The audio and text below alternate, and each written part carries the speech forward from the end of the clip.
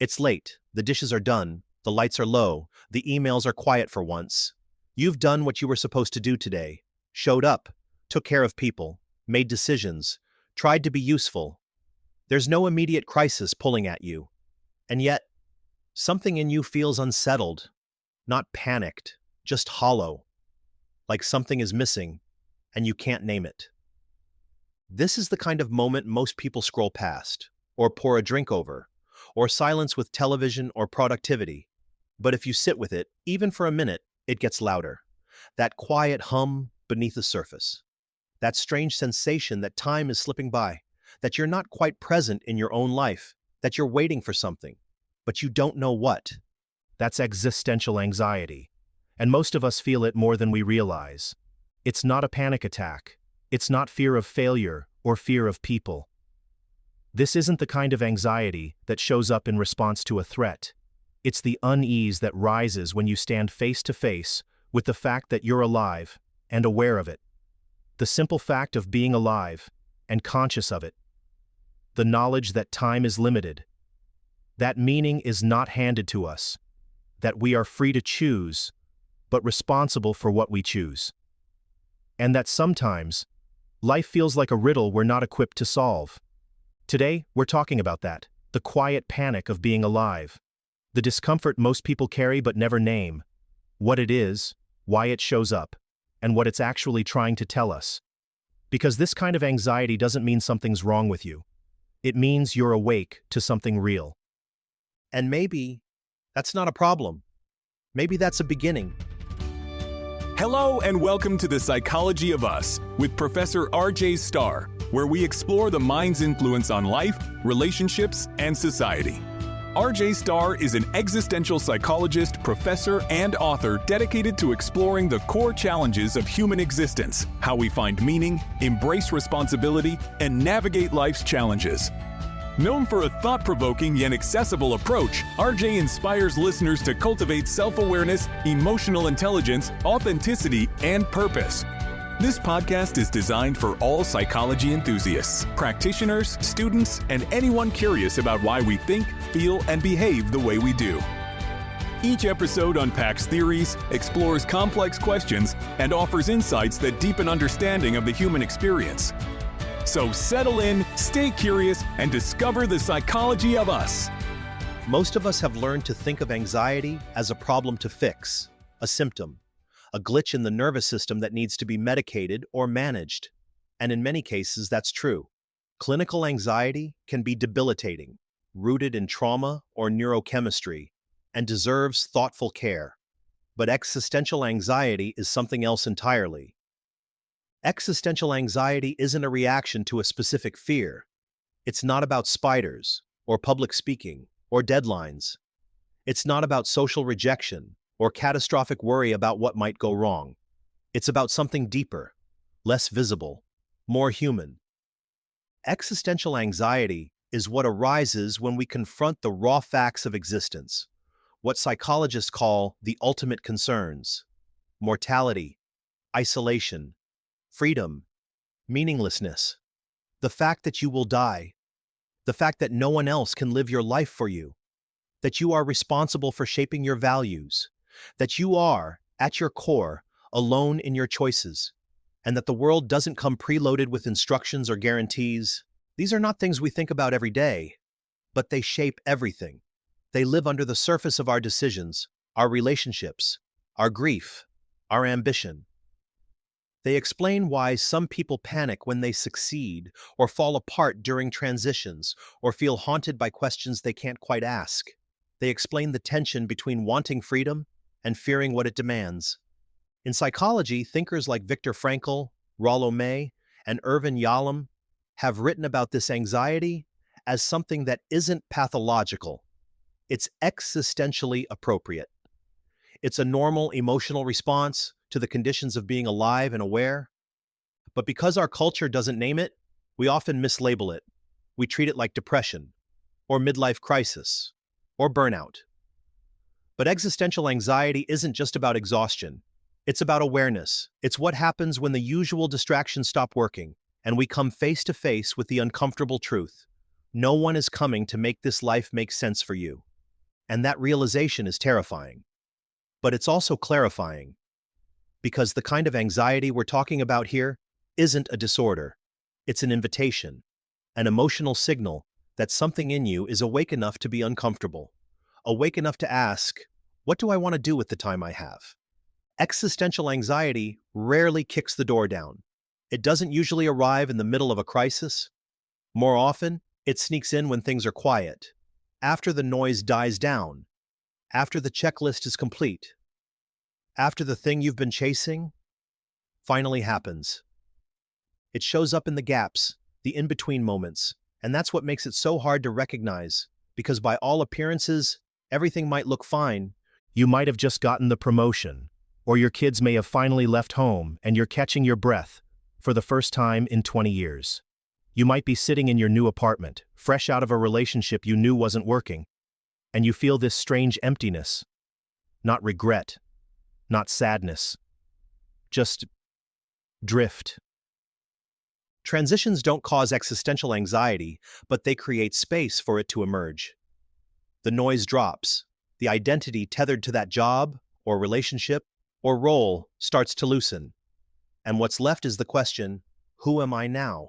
When you lose a job, or retire, or graduate, or move, or even fall in love again after grief, what you're really confronting is the question of who you are now, and who you're supposed to be going forward.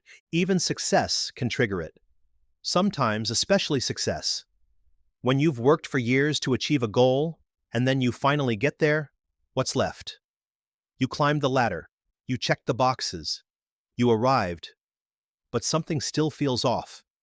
And it's jarring, because you don't know whether to feel grateful or alarmed. Existential anxiety isn't measuring your success, it's measuring your alignment. It also shows up in the stillness we tend to avoid. Long drives, quiet mornings, late nights, vacations with too much free time. These are the moments when the mind has room to wander into questions we usually outrun. Am I living a life I believe in? Do I actually like the person I've become? If no one needed anything from me, what would I still choose? These questions don't always arrive in words. Sometimes they just arrive as a feeling. A weight in the chest, a slight disorientation, a low hum of discontent. You can't quite explain it, but you feel it.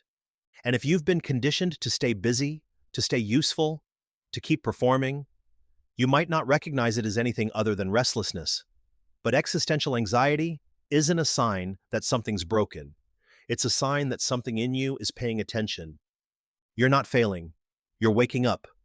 Most of us don't walk around naming our feelings as existential. We don't sit down over coffee and say, I think I'm wrestling with the terror of mortality and the ambiguity of personal freedom.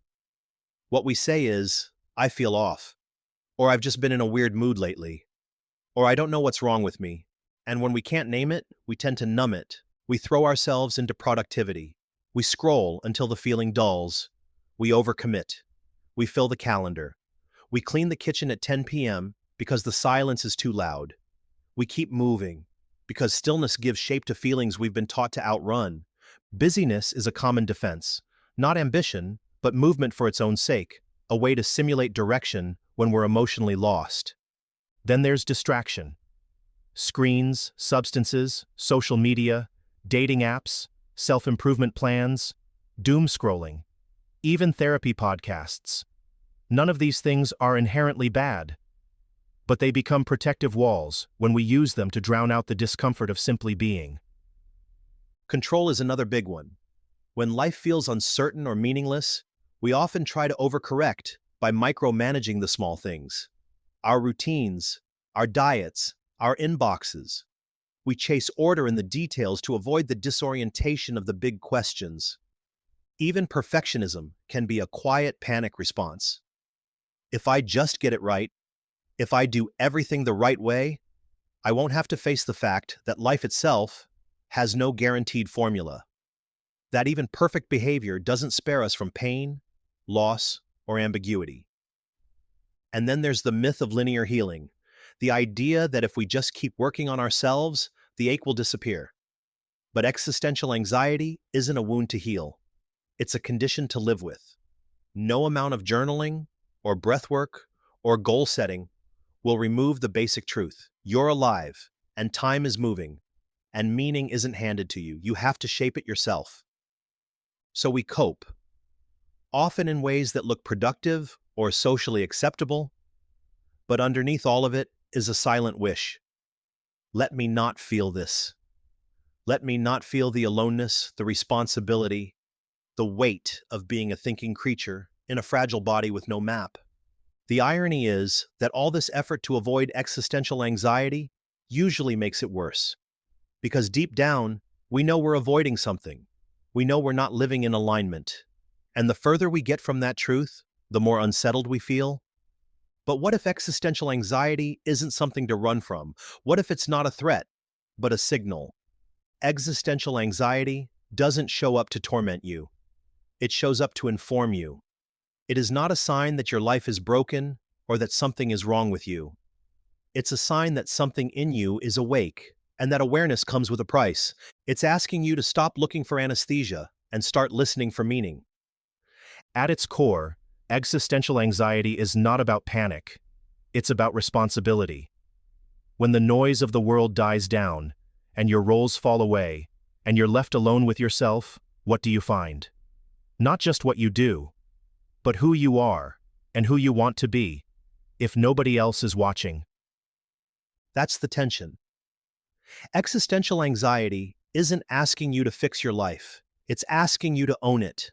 It invites you to confront four fundamental truths that most of us spend our lives trying to soften or outrun. The first is mortality. You don't have forever. Your time is limited, and whether you think about it often or not, it shapes everything. Every choice counts because you won't always have the chance to make another. At some point, your story ends. That awareness can feel unbearable, but it's also what gives your life urgency and shape and meaning. The second is freedom. There is no script. No one is coming to tell you what your life should look like. And while that might sound empowering, it also means you are responsible for what you do with your time, your values, and your energy. Freedom is not just possibility, it's accountability. You get to choose, yes, but that means you don't get to blame anyone else when the choices are yours alone. The third is isolation. Even in your most connected relationships, you are fundamentally alone in your experience. No one else can think your thoughts, feel your feelings, or make your decisions for you. That doesn't mean you're unloved, but it does mean that your existence is yours to carry. You are the only one who lives your life from the inside. And finally, there's meaninglessness. The world does not come preloaded with instructions. There is no fixed answer waiting to be found. Meaning isn't something we stumble upon. It's something we create, something we commit to, something we live into, even when it feels fragile or incomplete. These truths are heavy, yes, but they're also the raw materials for a chosen life, to bring you closer to what matters, to help you see what you've been avoiding. Because the pain of existential anxiety isn't proof that something is wrong with you. It's proof that you're aware. And that awareness, as uncomfortable as it is, can become the foundation for an honest, courageous, and deeply chosen life. These aren't comfortable ideas, but they are the emotional architecture of a mature, conscious life. They strip away the illusions that comfort us, illusion of permanence, of guarantees, of rescue. And yet they also reveal something liberating. You don't have to wait for permission. You don't have to keep outsourcing your decisions to culture, or tradition, or expectation. The anxiety you feel isn't trying to destroy you. It's trying to bring you home to something more honest. That's the paradox. Existential anxiety feels like a threat, but it's actually an invitation. It calls you to deeper living, to question your values, to notice what feels empty and stop pretending it's enough. To take seriously the idea that your life is your own. That doesn't mean the questions will be answered. Most of them won't. But it does mean you can start asking better ones. Not, how do I make this go away? But, what is this asking me to face? What kind of life do I want to live if I stop performing and start choosing? This kind of anxiety won't be solved by a checklist or a mindset hack, but it can be softened by meaning, by honesty, by accepting that you are the author, even when the page feels blank. And if you're feeling that ache now, the rootless kind that doesn't fit neatly into a diagnosis, consider this.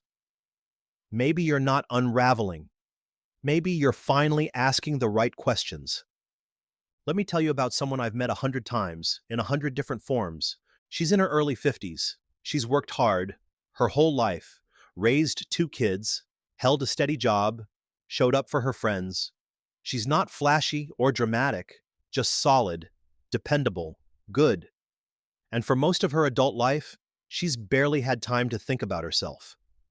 Every day has been about someone else's needs, a child, a partner, a manager, a parent in decline. And now, for the first time, it's quiet. Her kids are grown. Her job feels stable. The relationship she was in ended a year ago. And while it hurt, she knows it was the right decision. She's going on walks now, cooking again, trying to sleep without checking her phone. She's doing the things you're supposed to do to reclaim your life. But at night, something creeps in. Not sadness exactly. Not even loneliness. Just a vague, aching feeling that she can't name. She'll describe it as restlessness, or say she feels like she's floating. Like she's not anchored to anything. She keeps waiting for the spark to come back, but instead, she feels like she's drifting. And she hates herself for feeling that way because everything in her life is technically fine. That is existential anxiety. It doesn't show up as a breakdown. It shows up as an emptiness you can't explain, a question that no longer stays quiet. You look around and wonder, is this all there is? And then you feel guilty for even asking it. But what she's experiencing isn't wrong. It's not dysfunction. It's awareness. It's the moment when all the roles and obligations finally loosen their grip, and she's left standing there, trying to figure out who she is without them. She's not lost. She's becoming conscious. And that process is disorienting, especially if you've spent years being needed, or chasing a vision of success, or surviving things you never had time to process. When life finally slows down, the mind catches up, and what feels like a personal crisis might actually be an invitation to reconnect with yourself, to ask deeper questions, to notice what matters now, not just what used to matter before. That kind of awakening doesn't come with fireworks. It comes quietly, as a hum in the background, as a pause in your chest, as the quiet panic of being alive. Existential anxiety doesn't end with an insight. It doesn't disappear once you've named it, or once you've read the right book, or listened to the right podcast. It's not that kind of problem, because it's not a problem at all. It's a condition of consciousness, a side effect of being awake. You don't outgrow it. You grow with it. You learn to hold the questions without demanding perfect answers. You learn to sit in the discomfort without numbing it. You stop trying to get rid of the ache and start asking what it's pointing toward. And that's the shift. Instead of saying, something must be wrong with me, you start to say, maybe something meaningful is trying to surface. You realize that existential anxiety isn't a flaw in your system. It's a signal. It's the emotional tension that arises when you stop living on autopilot. When the roles and routines no longer shield you from the deeper truth that this life is temporary, unscripted, and entirely yours. And maybe that's not bad news. Maybe that's where meaning begins, not in certainty, but in courage, not in answers, but in presence, not in solving the big questions, but in being brave enough to ask them. You don't have to transform your life overnight. You don't need a 5-step plan to fix the ache. But you do deserve to stop pretending that this ache isn't there. Because it is, for all of us, quietly humming beneath the surface, asking for our attention. So if you're feeling that today, if you've been caught in that strange fog where everything looks fine, but something inside you feels unsettled, please know that you are not alone. You're not broken. You're not behind. You're just human. And the panic you're feeling might not be panic at all. It might be the beginning of something honest. This isn't something to escape, it's something to walk with. And if you stay with it, really stay, it won't just unsettle you, it will reintroduce you to yourself. That's it for today's episode of The Psychology of Us with Professor R.J. Starr. If something in this conversation resonated with you, share it with someone who'd appreciate it. To explore more episodes, essays, letters from listeners, and tons of free psychology tools and educational resources, visit profrjstarr.com. That's PROFRJSTARR.com. And if you haven't already, subscribe wherever you're listening so you don't miss what's next. Thanks for being here, and we'll see you next time on The Psychology of Us.